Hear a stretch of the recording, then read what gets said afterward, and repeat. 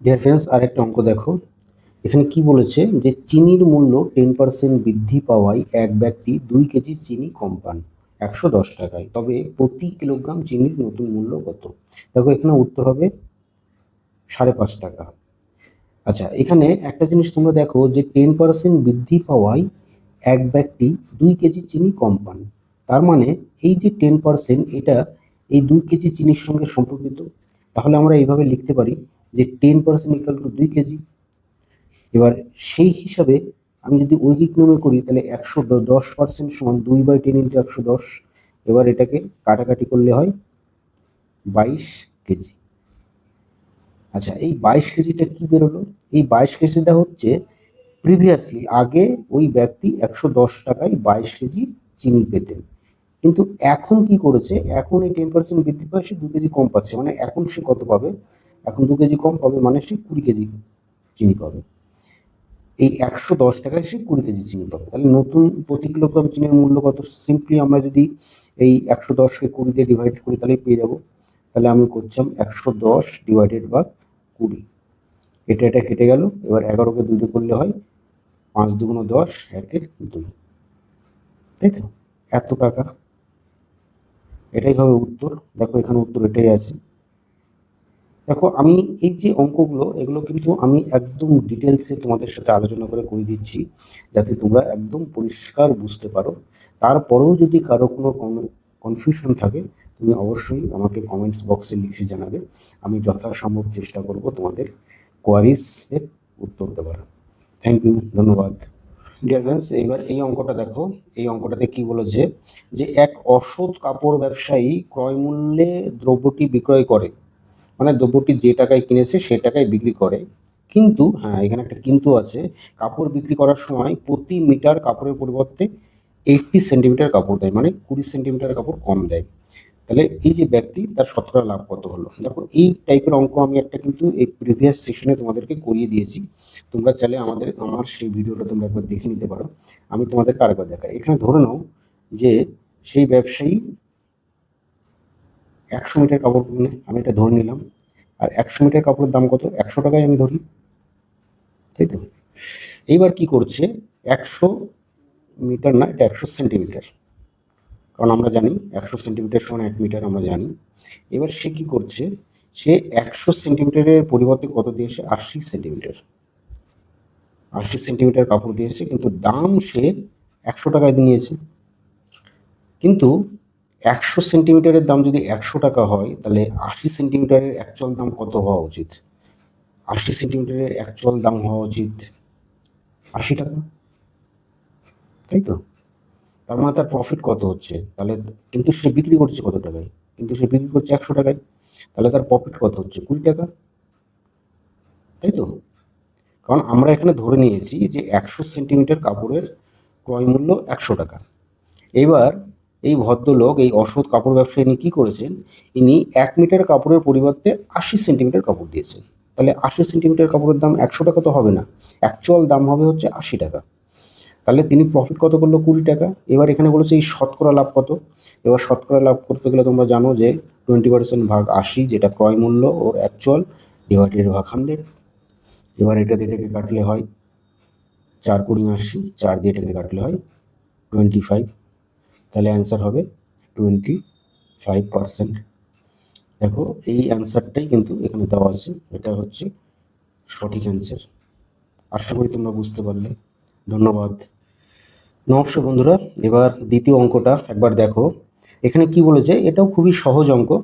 আমি দেখো একটা অধ্যায়ের, মানে ধরো লাভ ক্ষতি এখন আমরা করছি, আমি একটা অধ্যায়ের যে বিভিন্ন প্যাটার্ন হয় সেই প্যাটার্নের একটা একটা করে অঙ্ক তোমাদেরকে করিয়ে দিচ্ছি, যাতে তোমরা সেই প্যাটার্নগুলো যদি একবার রপ্ত করে নিতে পারো, তাহলে বাকি অঙ্কগুলো করতে যেন তোমাদের কোনো অসুবিধা না হয়।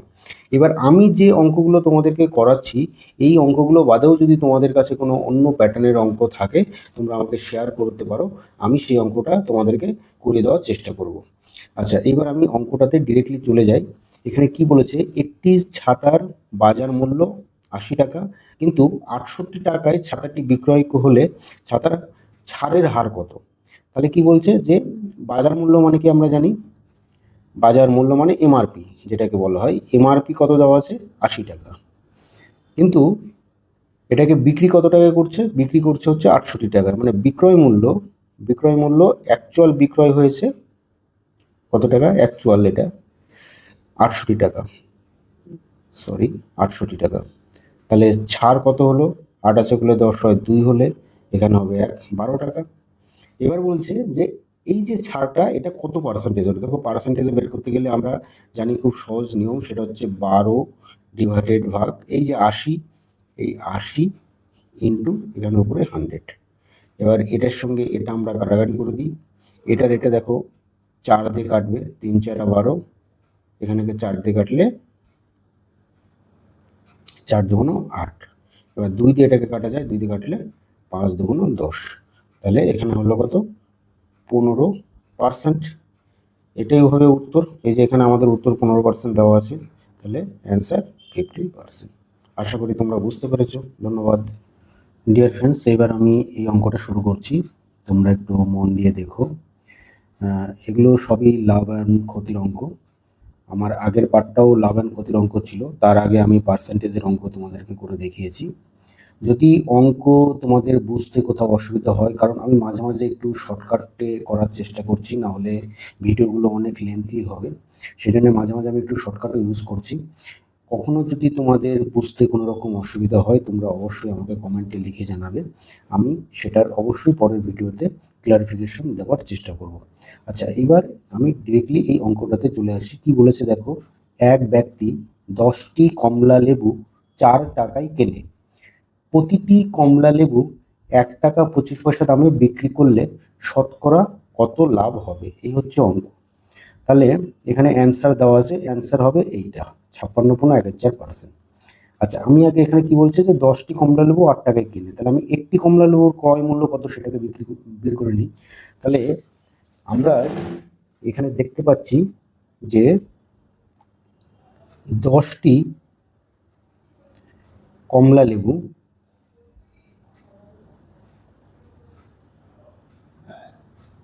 ক্রয় মূল্য 8 টাকা। আমি এটাকে যদি ঐকিক নিয়মে করি, তাহলে একটি কমলা লেবুর ক্রয় মূল্য হবে 8/10 টাকা, সমান হচ্ছে 0.80 টাকা বা 80 পয়সা।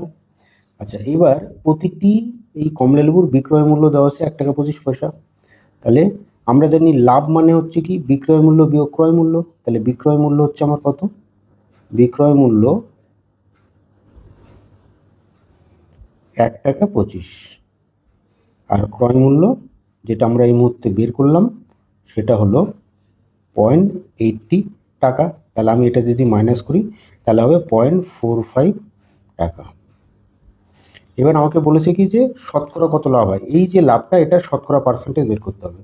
এবার শতকরা পার্সেন্টেজ বের করতে গেলে আমাদেরকে কী করতে হবে, 0.45 ডিভাইডেড ভাগ ক্রয় মূল্য 0.80 ইন্টু 100।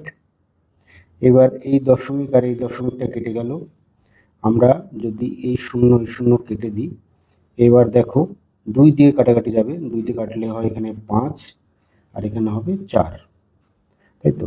এবার আমি এই 5 দিয়ে যদি এটাকে গুণ করে দিই তাহলে হয় হচ্ছে 5 × 5 = 25, 5 হাতে 2, 4 × 5 = 20 আর 2 = 22, আর নিচে 4।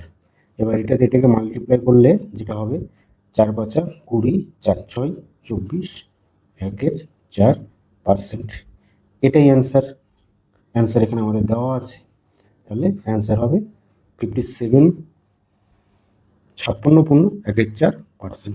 আশা করি তোমরা সবাই বুঝতে পেরেছো, ধন্যবাদ।